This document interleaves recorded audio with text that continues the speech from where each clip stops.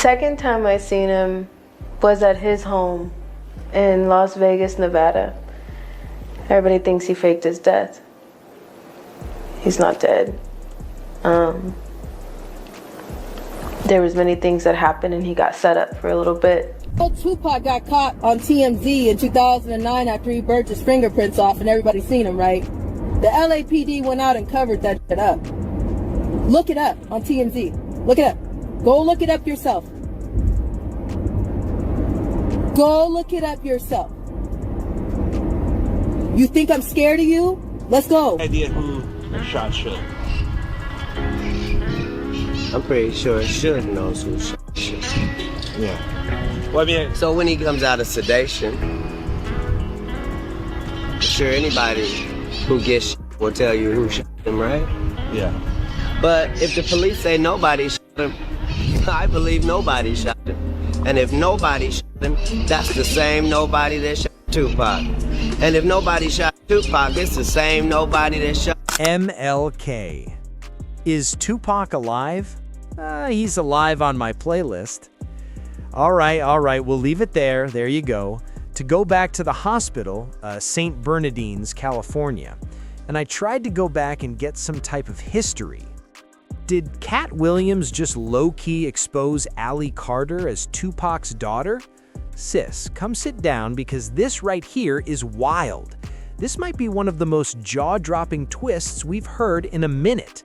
This whole time, people thought Allie's only connection to the industry was her claims about being mistreated by Diddy, Epstein, and that whole circle.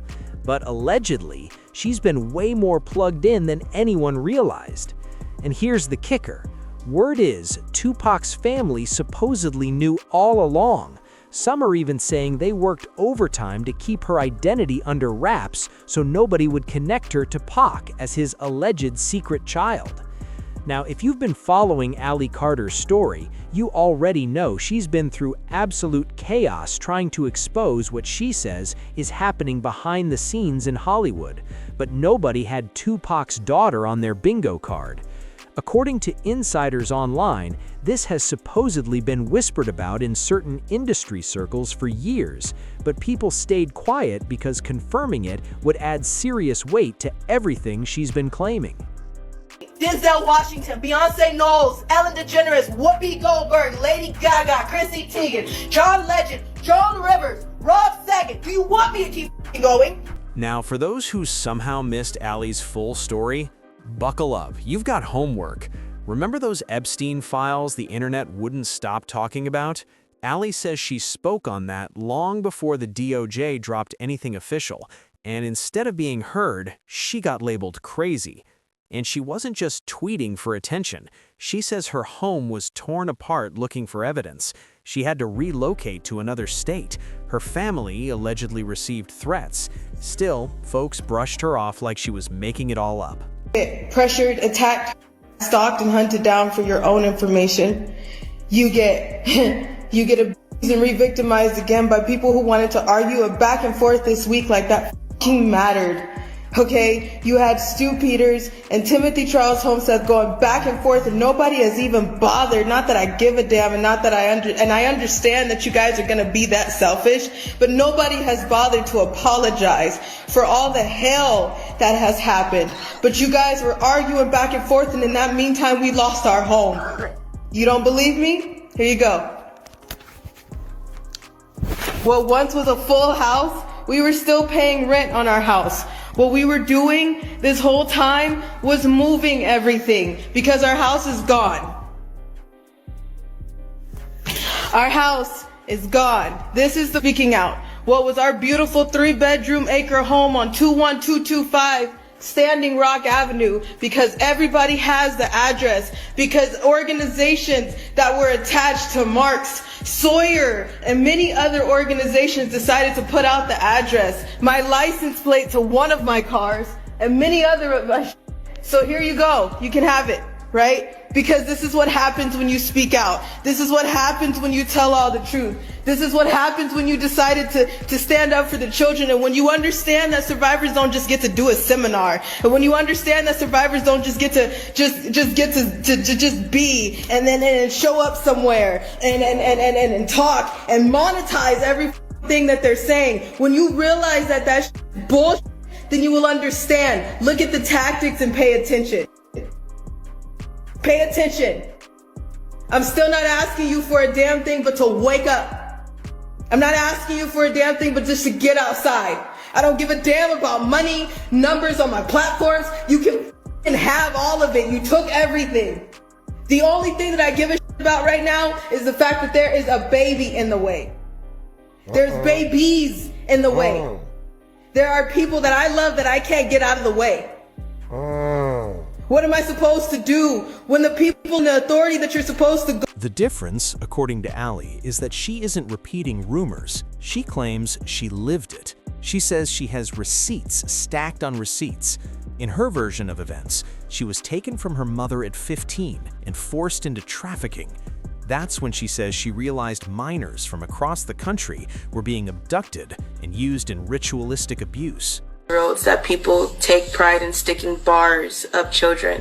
I don't think people are going to be able to stomach the fact that people tie 2, 3, 4, 5-year-olds to horse stables and have horses and dogs with them, and then they get off on that. I don't think people are going to be able to stomach the fact that people hang upside down in satanic ritual meetings, and they literally hang them.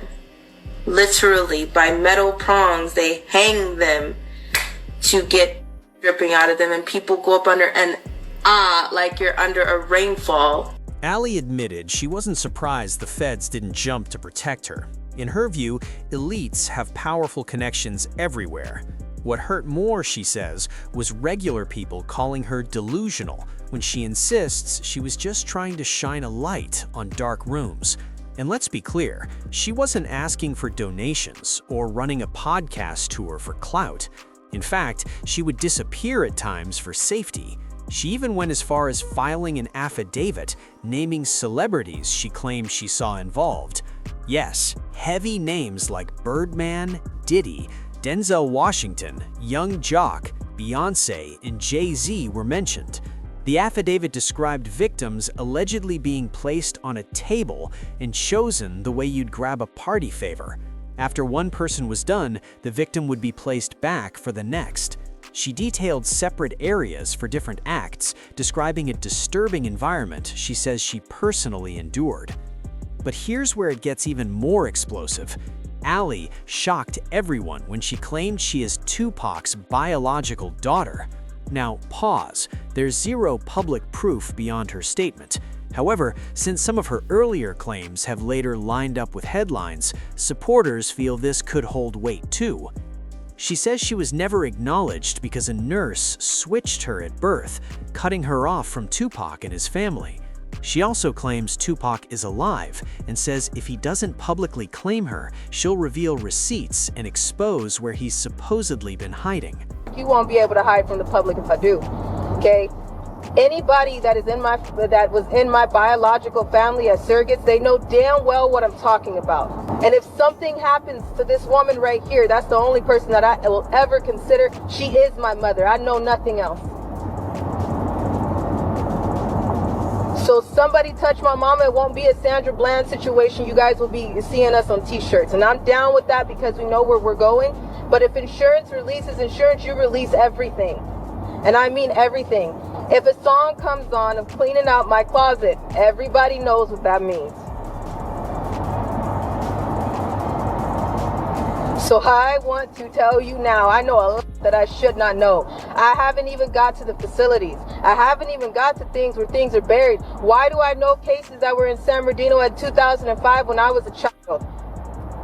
So like I said, Tupac, you know what I'm talking about, and you won't even be able to hide from your own. From the outside looking in, Ali seems deeply hurt. She suggested that if Tupac and his family publicly recognized her, it would validate years of what she's been saying about the industry. But that hasn't happened. And online chatter says industry insiders allegedly know, including Katt Williams and Jaguar Wright. While Katt hasn't publicly endorsed Ali, social media buzz claims he's been in contact with her privately, offering advice on how to navigate everything. That doesn't mean he supports threatening to reveal Tupac's location. If Pac did fake his death for safety, some argue that's his right. But according to internet whispers, Katt believes Ali deserves protection and backing if she's going to continue exposing powerful figures. Where we were both invited to an Illuminati thing, and it had to be one or the other of us, and decisions had to be made. So it was both of us, we were equal. One of us had to cut off all that. Of course, the comment section had questions. One person wrote, if Tupac is her father, how did Ali end up in trafficking? And if he faked his death, why didn't she go with him? His aunt is in Cuba living fine, why wouldn't she be protected too? Another commenter said, the truth about the industry is about to come out. Stop idolizing celebrities and get right spiritually before it's too late. So now I'm curious, what's your take? Do you believe Ali Carter's claim that Tupac is her father? And if this keeps gaining traction, could it actually pressure him to come forward? Drop your thoughts below, and click here to check out the next messy breakdown.